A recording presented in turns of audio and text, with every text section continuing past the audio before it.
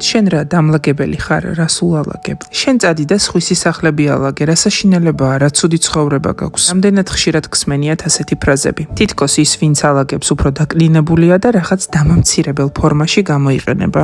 შენ წადი და სახლი დაალაგე. რამდენჯერ გამიგონია ეს სიტყვები და ძალიან მიგვირს. როგორ შეიძლება ადამიანს პატიოს ან შრომაზე უთხრა ცუდი რამ? სახლის დაალაგება არის მთელი ენერგია, რომელიც იქმნება შემდეგ სახლში. სისუფთავე ქმნის სიმშვიდეს. ადამიანი, რომელიც ალაგებს საკუთარ სახლს, ის ქმნის სახლში სივრცეს, სადაც მისი ოჯახი ისვენებს. და თუ ის სხვის სახლს ალაგებს, ზუსტად იგივეს უკეთებს სხვასაც. ეს არის ის შრომა, რომელიც ყოველთვის უნდა დავაფასოთ. მადლობა ყველას, ვინც იზიარებთ ჩემ რჩევებს და ენდობით ჩემს გამოცდილებას, რომელიც დაალაგებაში არც თუ ისე პატარა მაქვს. ჩემი არჩევანი ყოველთვის გამართლებულია. ამიტომ იმას, რასაც ვუწევ რეკომენდაციას, ყოველთვის კარგია. ის რომ ბაგის პრემიუმ ხარისხის პროდუქცია ნამდვილად საუკეთესოა, ეს ყველამ ვიცით. და აბაზანისთვის აკრილანი რომ შეუცვლელი, ესეც ყველამ ვიცით. თუ გინდა რომ შენი აბაზანა ყოველთვის იდეალურად ბზინავდეს,